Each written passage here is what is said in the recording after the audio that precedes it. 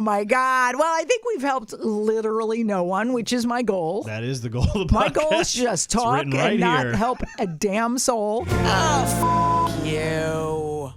Oh, such a sweet, lovely girl. That's what they say about me. Lisa Lampanelli, welcome to mine and only my podcast that no one helped me get. I did it all myself, and no one is certainly doing any heavy lifting here today except me. These other two are nothing. Correct?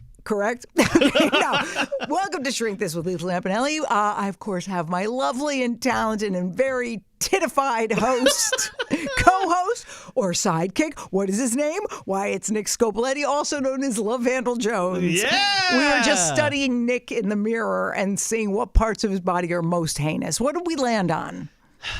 I think the love handle's number one. Yeah. The bald spot on the camera is pretty funny, but we know I'm bald. It's like not a big deal. No, you lead with it. Yeah. Yeah, the love handle, but you're shrinking a little bit. A little bit. Not that I'm saying thin's better than fat. You look great, girl. You're thick with how many C's? 3. Yes. Now 4, maybe. Yes. So Nick Scopoletti is here, and also the lovely Celia Romano. Oh, Celia, I work so hard and I'm sick. Here she's back. Oh, good. Thank you. Oh, my God. So listen, if you have a question for us, this is the show where we give you advice that you should never take.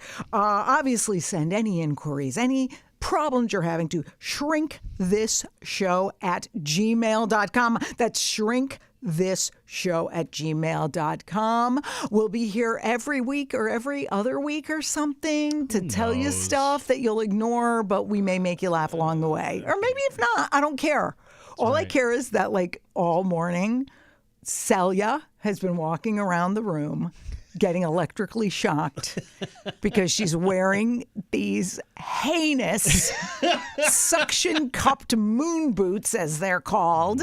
You know, they should really send me a free pair if I mention them. Yeah, anyway, and she's like literally shocking herself for fashion. Shut up! There's something wrong with people who literally will physically hurt themselves. It's like, remember when they used to wear corsets in the old days and they'd like pull the string and your ribs would break? No, this bitch's version is moon boots that she walks around and shocks herself with. And I said to her, hey, she's like, oh, they're comfortable and soft. And I said, so's my cunt. But you shouldn't put it on your feet. Which might, though. I do have suction cups on my cunt. Yeah, that's true. I think that's a good drop for this show. Yeah. She has suction cups on her cunt. I think that's a really good additional song. Take the moon boots off, Yes, Celia. so stop hurting yourself for our show. Can you just sponsor us, moon boots, please? I know. For So what? I'm never going to wear those fucking things. you would put one on your penis. Yeah. I'm talking Just to the Celia. suction cups. Oh, you both are crazy. Nick, how you been? Well, I'm a different man. Wait, what? Yeah, I've What seen happened? Wicked. Yes, The you movie. have. I watched Wizard Only of Oz. 6 months too late. That's okay. What, you watched I'm not Wizard of going in Oz? theaters alone, okay? Yes, I watch it in the privacy of my own home. Yeah, see, that's good. That's the only way to do it. I can't. We're going to build you up to Hamilton. We're going to build you up to all the Broadway shows. I love it. We're going to turn you fully gay. I watched Wizard of Oz this morning. Were you enjoying it? I was. Really? Yeah. Do you start at the beginning? Yeah. Okay, that's good. It's Cause, a little boring in the beginning, but like, oh, why? Because it's in black and white? yeah, it's just like I'm like a modern man. No, you're not. Yes, I am. But by the way, you recently had a move. Don't tell anyone where because they'll stalk you. Totally. By the way, if they do want to stalk you online, what is your Instagram handle, It please? is at Nick Scopes. Could you spell that for those who are stab at? NICK and then scope like the mouthwash with an S at the end. Okay, SC. too complicated. You know what? No, Hold on, let me start again. So NICK SCOPES. UPRS. Okay, At Gay Nick for Pay. Scoopers. At Wicked Fan 69. I know exactly. So anyway, you recently moved, and this is sort of what made me think of the topic for today. Actually, it's not even your move that prompted me to think about this. Have you watched this show? It's so good. It's on Apple TV. It's called Shrinking. Have you watched it? Oh, yeah. It's Jason Segel. It's Michael Urie. It's nominated in every category for all the Globes and all the things. All of it. But I noticed when it came out last year, I'm like, wow, I really love this show. I've loved it 3 years in a row. Okay, but I'm obsessed with it. Why? What is it about that show? Yeah, it's great. Good writing, great acting. I mean, amazing. Has a lot of emotional moments. This time, I think I was in such a place of like, oh, look at their life. It's so much better than mine. And it must be because they live in L.A. and L.A.'s sunny all the time. And everyone's always in a good mood. I mean, of course, this is way before the fires and stuff. So nobody was in a good mood pretty recently with that. Yeah. So I was like, I think I should just call Leo, who's my business manager, and say, you know what? I want to live 6 months in L.A. and I just want to have the friend group from Shrinking be my actual friends, and I want their actual jobs, which is, by the way, most of them are therapists. So I want to do that without having to get a degree. Because every time I think about even going to school for psychology, even though I'm clearly like well informed, I want to die thinking about even taking Psych 101.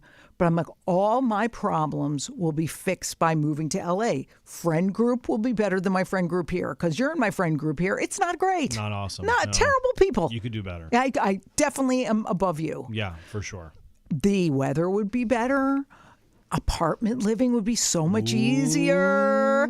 I would be like so happy and walking around in outfits. You always have to have outfits when you're in LA because you walk around naked now. What do you mean? An outfit, like you put yourself together. Like you won't walk out of the house like looking in moon boots, if you know what I'm saying. Just kidding. No, you wouldn't walk out of your house looking like in sweats and stuff. Here you could get away with anything. We're in New York. Yeah. We're in Connecticut. Like no one's looking at you. We're hardcore. Yeah, and I was like, oh, I could be like not an influencer, but like kind of look like one. Okay, so it will take 40 years off my life to live in LA. And so, of course, I was like, instantly after one day of thinking that way, I go, wait a minute.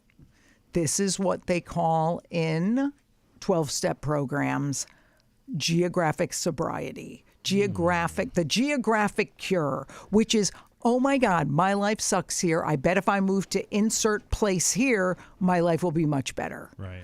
Which clearly, wherever you go, there you are. And it was so iconic, the idea of geographic sobriety, that it even made it into The Sopranos when Tony Soprano said, what did he say, Nick? There's no geographical solution to an emotional problem. Which is very true. I love it. But by the way, Nick is so dumb that he thought Tony invented that. And I'm like, no, they've been saying AA for 45 years. Well, I haven't been in AA because I'm perfect. Yeah, that's true. Do you go to OA? Maybe 69. OA? Yeah. How about Titsy Love Handle Anonymous? Oh my God, this show sounds like we're player hating. I like it. Oh, okay. He could take a joke. So, Nick, have you ever had this sort of a fantasy about like, oh, my life would be better somewhere else? I mean, I've definitely thought my 100%. life would be better if Nick was dead. Yeah. But same. Yeah. Man, I really wish I had some moon boots right now. I would just get all the static and then just shock Lisa. I know, right? Yeah, I've definitely thought that. Yeah. Especially doing comedy. I was like, I should, now like with the boom of like guys like Rogan moving to Austin and I should move to Austin. Yeah, because you really want to follow what Joe Rogan does. Yeah, that's a really iconic person for but you to just follow. being there, I'm like, no. I visited and it's great. And I I don't know. I thought about LA for a hot second and then I saw the fires. I'm like, I'm good. Never that. I'm never going to go there. But you have moments of it, but it always comes back to just like focusing, for me at least, focusing on like the really good stuff you do have. Like I get that with work. Like with my job, I will get that of like, well, if I change jobs and I could travel more and do all this stuff, and it's like, do you want to travel more? Yeah, I think we're programmed to think. Why would you throw that away? Well, we were programmed to think you should love to travel. I'd rather punch myself in the clit than travel. I don't want to get on a plane. I just turned down. Damn it! Damn it! Stop shocking each other. I'm not giving you a fist bump anymore. I yesterday turned down an invitation to a wedding in Telluride because I'm like, I'm not traveling to Telluride for a wedding. Like, I really don't like travel, but we're supposed to like these things. But I think when it's like career based, when it's like, oh, to be discovered, quote unquote, like in the old days, to be discovered, you had to go to LA or New York. Like there was just like, you're not doing comedy in a vacuum in Connecticut and expecting some headliner to come and rescue you. So I get why people move where there's industries, but moving and thinking it's going to solve your internal stuff. You're going to be, if you're an unhappy drunk in Boston, I'm talking to you. Who knows I'm listening? He knows who I'm talking about. Half the population. Yeah, well, if you're an unhappy drunk in Boston with your masters that you're not using, are you going to be a happy non-drunk in San Diego? No, you're going to be an unhappy drunk in better weather. There's no doubt about it. Yeah. But still I think when I was running, you don't solve the internal shit. And that external solution to an internal problem, it just never works. Yeah. I mean, I see my buddy who lives in Portland. Now, granted, he moved there with like his fiance, who's now his wife. So, like, and he's a hippie, which he fits in. He is. But like, I think that's a little different if he moved there solo. But like now he's been there, 7 years. He has a great community and like all these people. And I'm like, oh man, that's like kind of cool that like he did. He's like the only one that like left, really. But here's what I think. There's difference between running away from yourself and running towards something else. For sure. So say you move because you want to pursue a career in entertainment. Hollywood's the place to do it. You're running towards a career. Right. You're not running away from, oh my God, my horrible self-esteem. By the way, if you are running towards Hollywood, you have terrible self-esteem. Yeah. Anyone who's in this business hates themselves. I will say there's 3 people in this room who feel that way. Correct, Celia? This bitch don't have her mic. She don't have her little button. She's afraid to press anything. Yeah. What a great person to have on our job. You're so fired right now. I'm going to assume I'm going to put words in her mouth and be like, correct. Yeah. Oh, yes, correct. Yeah. So it's really, that old saying, wherever you go, there you are. It's just the same. You're going to be the same crappy, unhealed person. Yeah. But here's the question, though. How much is anyone ever truly healed? Probably not. No. But I think when you're in action and working on yourself enough to then go, well, that plus the move is okay. I don't think the move should happen to fix anything without the internal work. But at one point, you've got to be ready to be like, well, I'm going to keep on my healing journey even when I'm out there. Right. Because I've done the thing where you get a boyfriend and you suddenly don't need therapy anymore because that's supposed to fix you. Get the new apartment, get the new house, get whatever. Oh, that'll fix me. It's like, well, no, unless you've moved into a psychiatric facility, that'll help you. But no, it's not going to help other than that. Yeah. So, I mean, when you decided to move from one place to another in Connecticut, what was the motivating factor there? It doesn't sound like you were trying to escape anything. Not at all. It simply was like, it was kind of a push I needed. So long story short, where I was living, I'm in a 2-family house and I live on the bottom level, and my buddy used to own the house. Mm-hmm. So my rent was like $14.50, which was like, to live alone was like the best. And by the way, if you're listening to this and you live in Alabama, that's not much for a good place. Yeah, that's bad. Yeah. But so I was paying like $14.50. They sold the house. I have a new landlord, and she was like, "Hey, when your lease is up, I'm upping your rent to $2,200 a month." Right. And I was like, "Yeah, I'm not going to pay that and live here." Right. So might as well. I can afford it. It'll be tough because like $14.50 is insane.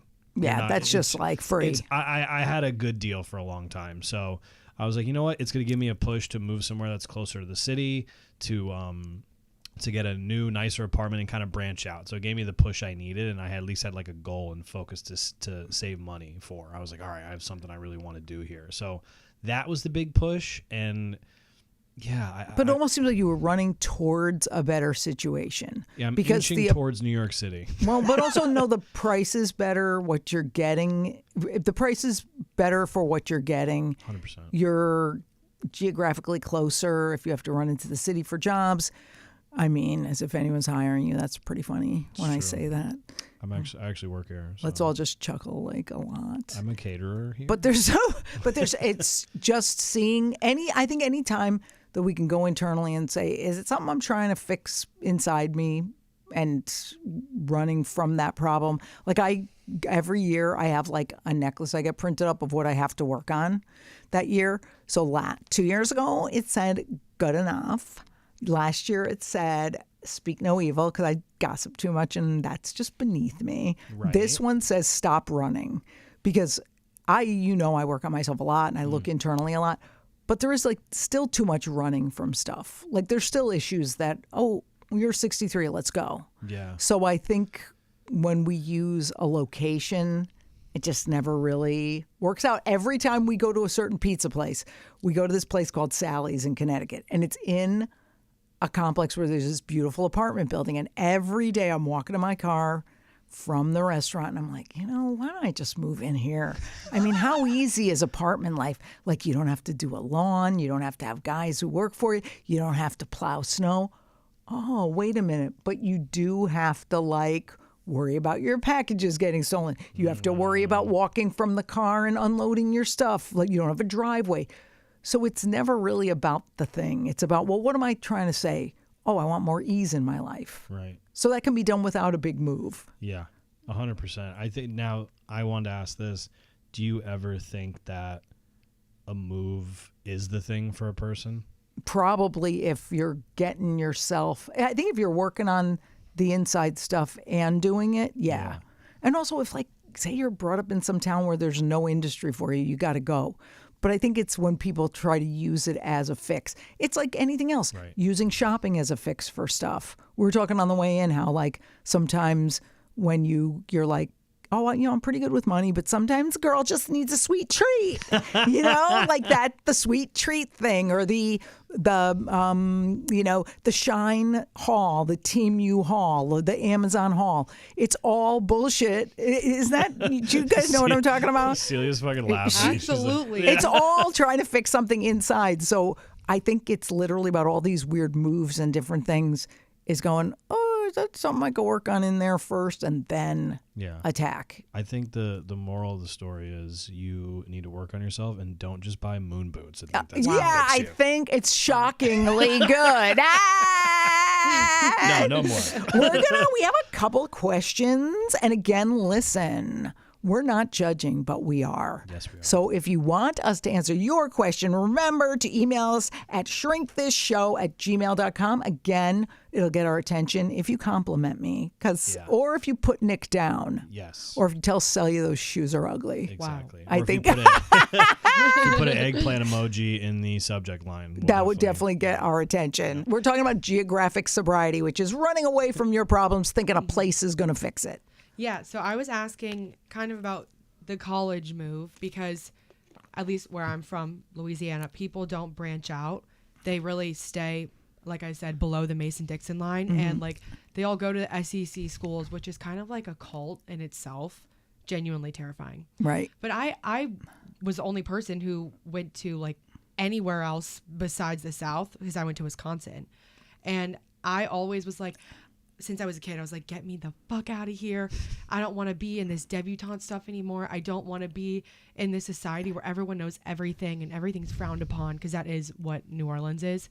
And I ran away, No, but I think, again, like we were saying at the break when we didn't have the mic on, but I'll repeat ourselves. Yeah, your moon boots probably got stuck to the floor. So. Yeah. Wow. You ran towards something like a life that you wanted better. So it doesn't sound like there's a lot of internal struggle about like, oh, I'm trying to escape I bet I won't be a drunk if I move out of New Orleans or whatever. Mm-hmm. But also you, and I get it because we all do it, there's a lot of judgment in your voice about they all.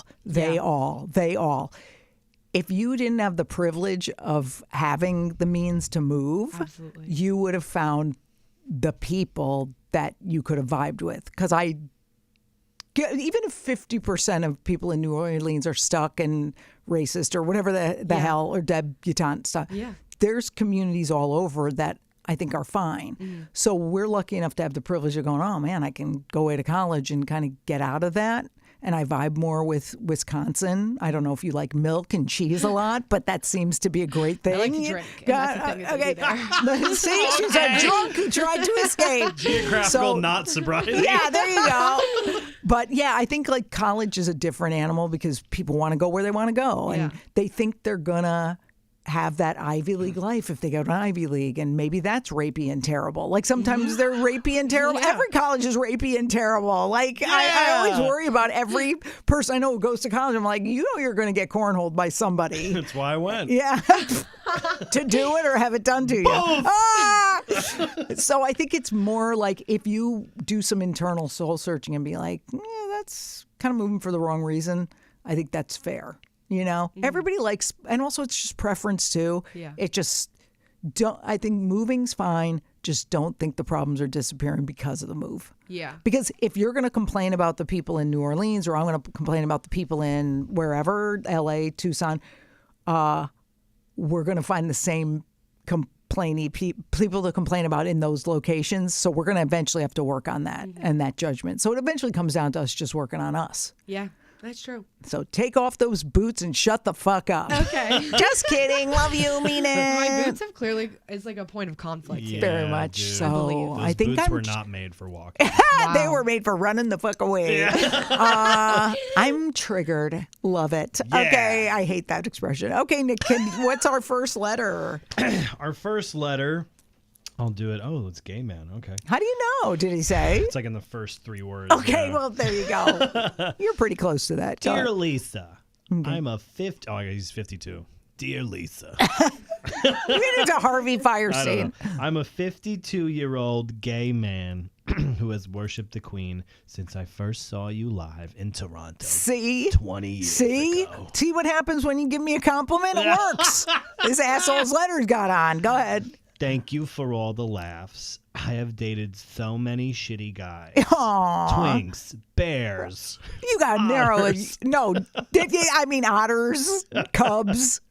All of it. I don't discriminate that I've lost faith in meeting someone here in Toronto. Aw. I'm thinking of moving to either San Francisco, the cock capital. He does not say That's that. what it says, no. Or New York City to hopefully meet someone that I really connect with. Which city do you think might be a better fit for me? Your cunty fan, Christoph. Did he really say that? Yeah. Christoph, our cunty fan? It's like Christopher, but there's no R, just the E at the end. Oh, That's I love Christoph, that. right? It's Christoph. Yes, it is. It is. This is a weird one because I don't think you can say, quote, this city has all the good gays and this city has the bad gays. You know what it sounds like with him? It sounds like he's throwing too broad of a net. And there's this thing about people go, I don't discriminate. Well, you have to be discriminating in a way because you're trying to make it work with people it's not natural with. I've never met a gay man who doesn't have a type. And, it doesn't have to be so narrow, like they have to be 140 pounds, they have to be, but I mean, we all have a type. This guy sounds like he's throwing the broad net and he's not being discriminating enough with himself and should maybe stay within his pool of people and see what's in him that's making him kind of sound a little desperate, honestly. Yeah. What do you think? It does sound that way. He just needs lions and bears and twinks. Oh, my. I know. Am I right? I don't know. I mean, I guess if he's been somewhere, he didn't really say how long he's been in Toronto. I'm assuming it's his whole life. Yeah. But, well, with that Toronton accent you did, yeah. I don't know. I'm sorry, Canada. I don't know how to do this shit. Yeah, I mean, it could work. I don't know, because here's the thing, like, to say like you said, to say one city has bad gays or good gays or what, it doesn't matter. When they're Does all New York just, City have more? Well, sure. But they're all just bad and going to hell. I think we know that, According to the Catholic Church. Yeah, right. But yeah. I mean, I think it's a valid thing of like, oh, I live in Des Moines, Iowa, and there's not a huge pool of gay men. I don't know if there is or there isn't, but suppose it's that. Nick, go on assignment there. And saying, I just need to be around more people who are like me. Yeah. That seems valid. But it almost seems like his internal work should be like figuring out what he wants and targeting it. They say with dating, I don't know anymore, but like you just kind of have to know what you want and not be like, well, I bend with the time. Well, I did want a woman who'll also work, but she wants to stay home. But so I guess it's okay. Yeah. And then that's nothing but like bad compromise. Yeah. I mean, I'll be honest, this just came to my head, and I've always thought about this. Like, the first half of my life, I lived in New York. I lived in Westchester, then I moved to Connecticut. And there's always a part of me, because I still stay in contact with everyone, and there's always like a small part of me when I've been having a tough time dating that I'm like, maybe because I look at New York and I was like, if I stayed in New York, I think maybe I would have met someone by now. Like, because there's a lot of guys like me that look like me with some great looking, fantastic women. I'm like, my best dating matches are in New York, Long Island, and Jersey. And I'm like, maybe if I stayed down there. Well, but I think we both know you have a shitload. No offense, and you know this, internal work to do on fear of intimacy, and For sure. if you're a married woman, Nick's not going to fuck you, but he's very comfortable talking to you. So it's just like Nick loves safe and unattainable, and that's okay. Can't disappoint you. So that's going to happen in New York too. So that's why I was like,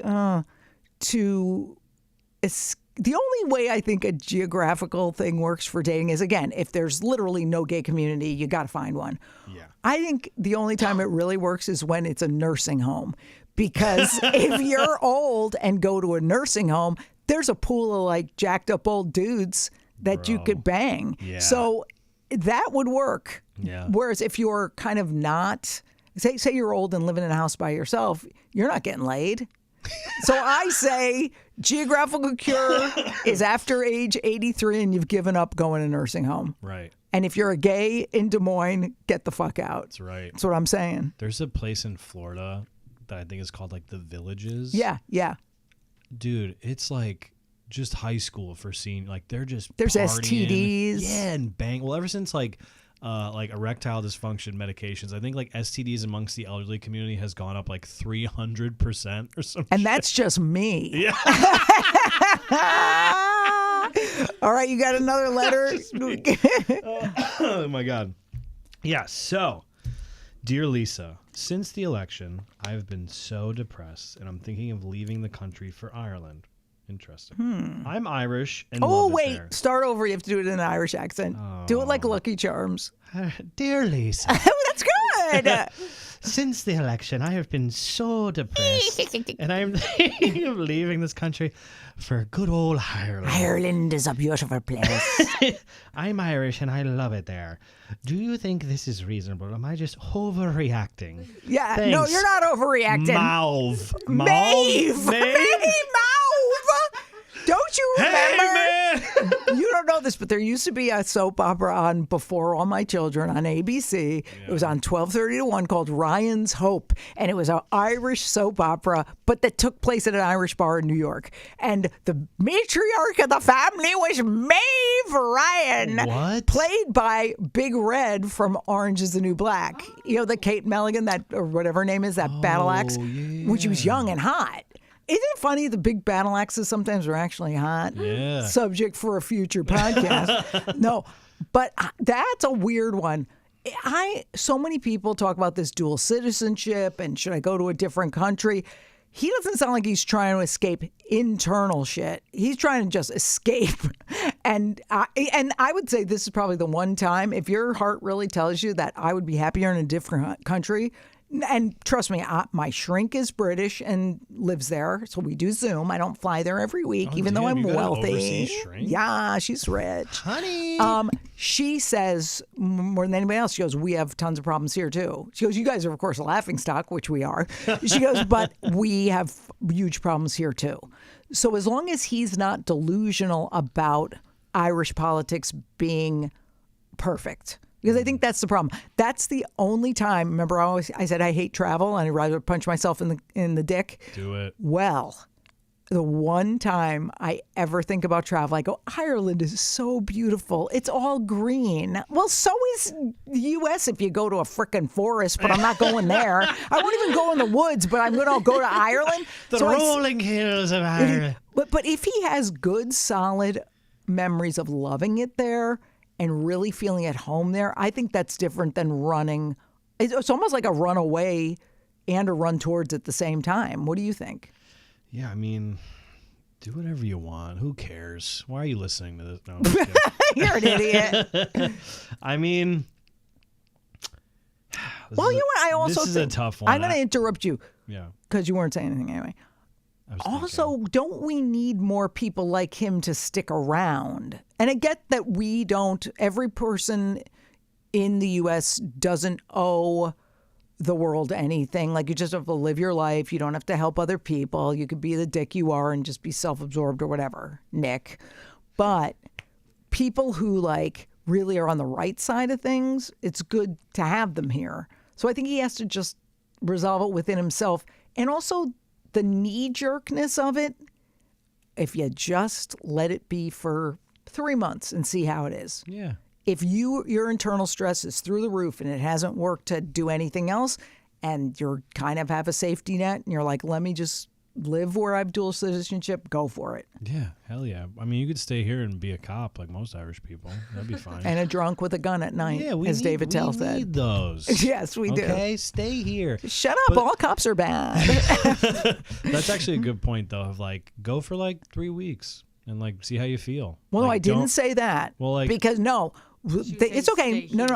Celia, I can explain myself, okay? Like codependent much? Just kidding. No, I said let the decision sit in the decision for a few months before you go. Because if you go for 3 months, it's going to be rose-colored glasses. Look at this vacation. It feels so good. I've bought houses when I'm on vacation. I did. Me and Celia too, dude. We do that all the time. No. Like I've gone. I remember going to Canyon Ranch Health Spa in Tucson. And I had such an amazing emotional, spiritual experience because they have all these great like practitioners and this and that. I'm like, I just need a house on property. And they sell houses on, they're not stupid. They sell houses on the property.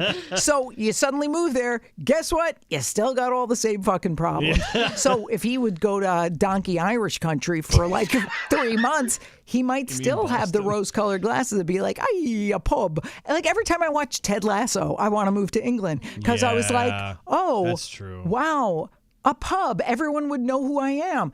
Well, I could go to any pub in Connecticut, and like if you're putting the time to make friends and you go to trivia or whatever, you will have a place where everyone knows your name. Yeah. Norm from Cheers. Yeah. It's not moving to Boston to get Cheers. Right. So I think work on the decision, work through it with a pro, but the escape thing. Yeah. And also, we need you here. Don't leave. Yeah, chill for a little bit and then maybe go in a few months. Go on a little vacation.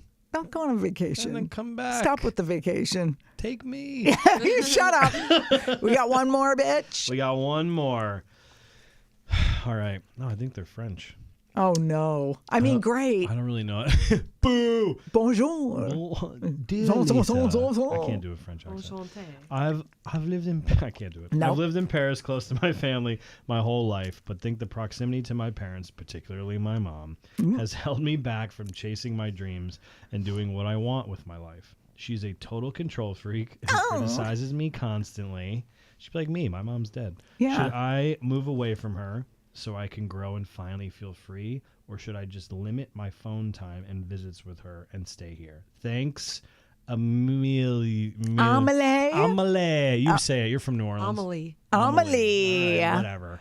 Amelie. Like literally everyone who's moved away from their mother does not move away from their mother. You do not get rid of your codependent relationship with your mom, which will, by the way, if you don't work on your codependency, will transfer to someone else, which will be your friends, your family, and everything, every boyfriend or girlfriend or whatever you get. Or in between, right, Nick? Yeah, let's scissor. So it will be an issue that needs to be worked on. I think the stronger person goes, okay, let me work on boundaries. Let me work on limiting. Boundaries are great because you don't even have to tell someone it's a boundary. Like I could literally be like, okay, Celia is up my ass all the time. Like she's so annoying. Like I'm not making this up. She's having a panic attack. Okay, let me pick somebody else. Nick is up my ass all the time. No, it's like, and suppose Nick sends me, suppose I have a codependent relationship with Nick and he sends me 10 Sopranos memes a day. And I'm like, I really need to create a boundary around this. But I don't even have to tell him. I just say, I'm going to look at it once a day. I'm going to delete them all. he doesn't even have to be told. So she could create these boundaries with her mother about, we only talk once a week, but mom doesn't even have to know. You just have to return the call once a week. It's just standing in your own power as a person. Yeah. So you never escape a parent by running away. It's almost like if you don't address the codependency, they come out even in more full force. It'll be like, well, when am I flying in to see you? Oh. Well, I'm going to say it's your apartment, right? Like, no. Right. So unless you're lucky enough to have a dead mother like Nick. Hell yeah. I know, that was a good escape you made. I killed her too. I know, I don't blame you. I met her. No, you just have to work on that internal stuff. And yeah, eventually it'd be like, Paris though is such a fantasy. Yeah. It's such a, I watched 5 episodes of Emily in Paris and have outfits, so I'm going to go. It just doesn't Emily work. in Paris. It's like every jerk who moved to New York City because they thought they'd be like Sex in the City, and it is never like Sex in the City. I wore heels once. I wanted to shoot myself. Or you wear moon boots and just give up. You know what I mean? No one has a well-written life. Like, no one has a life that's written like Michael Patrick King wrote Sex and the City, or Emily in Paris, David Darren Star writes Emily in Paris. Our lives aren't written that way. No. They're mostly at home crying and bored. I mean, if you're living like in a city where you don't feel like you have connection yet. Right. So I would, if I was her mother, I'd be much better than her mother. But I would be like, work on your boundaries and codependency first. Have a plan in place, and then see if you want to run towards a new experience. Yeah. When you're looking at it as an experience, not an escape, is when you know it's okay to go. 100%. I agree with all of that you just said. Yeah, because if she just runs away, I actually think about this a lot because it's just my dad and I, and I know he's not controlling her. It's different with dad, like a dad and a little son. Bit, yeah, it could be. So, but I do think about like, man, if I moved away, like, would he be okay?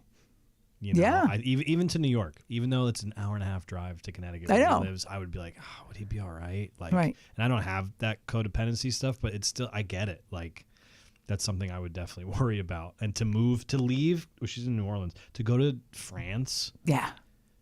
You could put up less boundaries with your mom and get a better result and be able to not move. Yeah. Like, you could literally just be an adult. Like, I hate to say it, but like, be a grown up. Be a grown up and be like, oh, it's not my job to answer the phone every time mom calls.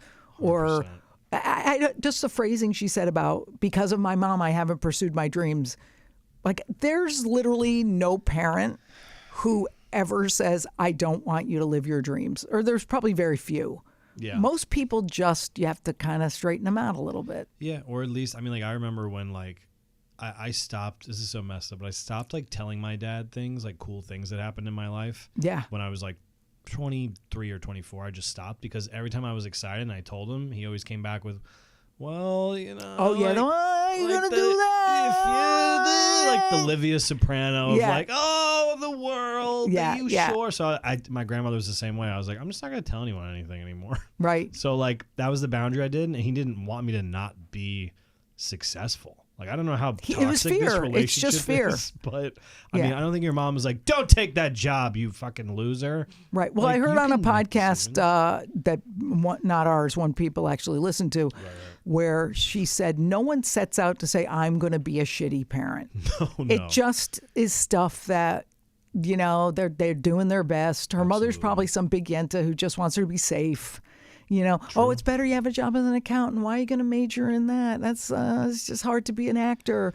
You know, that's a tough thing. Sorry, I didn't mean to cut you off, but my dad does that with comedy. Yeah. When I first started, he would be like, so, like, this comedy thing, like, it's just fun, right? Like, you're not. Right. He's like, I mean, yeah, but, like, you making money? Or I go, I mean, some. And he's like, just have fun. Don't. Yeah, and I'm like, and coming from him when your dad's in, you know, his fast food outfit at 75 years old, he's gone bankrupt twice. You're like, all right, I see where this is coming from. Right. He wants his son to be safe. He's not saying don't do it. You're not going to be good. I don't want you to be successful. He's just like, please don't end up like me. Like, that's basically what he's saying. I get that. And also, like, with someone like her, anytime somebody says so-and-so is a control freak, we're volunteering to be controlled. 100%. So this is not the case, obviously, with abused people or people who are in a tenuous situation financially and can't leave the husband or wife or whatever. Right. But if your mom's a control freak, like, you're allowing it. Yeah. And it's hard. It's not easy. I'm not saying, oh, so just stop. No, but you have to figure out why. Yeah. And every little time you don't call back immediately, every little time you don't pick up that phone, every little time you go, yeah, well, I think I'm right. It's just nicking away what you need to work on. And then maybe you don't have to upend your whole life and move to Paris because they hate us there. They do. And you know what? I hate you already, Paris lady. Fuck you. Fuck you, cunt. Oh my God. Well, I think we've helped literally no one, which is my goal. That is the goal of the podcast. My goal is just talk and right not here. help a damn soul. This is the time that we always do Lisa's fuck up of the week. Now, I have a long list because I usually have a running list for a week. This week I feel, and you're going to laugh, but I'm truthful. I love it. I feel like bad about making fun of Selias moon boots, and I'm going to tell you why. No, you're going to both laugh, but I mean this. I don't think that was nice, just because I think someone's footwear is morally reprehensible, ugly, and unflattering. Doesn't mean that I should puss out and wait till I'm in the air to say something. What I do is, the old me, what I would do is, say like an opening act of mine would be in the room or whatever, and they'd have on something I didn't like, and I would be like, no, great, good. And then I go on stage and see the fucking shoes on that guy. So it's like a terrible, cowardly thing. But also, my opinion doesn't count. I think I wanted to make fun of them because of me saying, so's my cunt. Like, I wanted to get a funny line in at the expense of your shoes. So I feel like I don't want you to be sad. No, I'm not. No, don't answer before I'm done. I'm not your codependent fucking weird parents that we'll talk about some other time.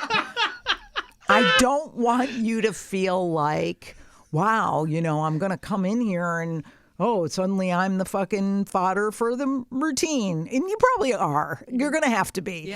Yeah. That's what you get when you sign on. So not taking my apology back. No. So I feel like it came out sideways. My opinion of people's fashion and boots, etc., is not everyone's opinion. And as long as you're happy, it's killing me to say it, I'm happy. But I felt that you're getting too many shocks also, which felt weird. And it's almost like I don't want you being shocked for something that's that unattractive. So if you're going to wear something that, I get why they wore corsets and were uncomfortable because it's fucking hot. I'm wearing one right now. I don't, well, no, you're not. I saw those love handles. No, but I am. That's the sad part. So I shouldn't yuck your yum. So I feel bad. But not bad enough where I'm not still making fun of it. So there's still something wrong with me. So I apologize for having a terrible personality. I think I'm just apologizing for not having any real answer to this thing.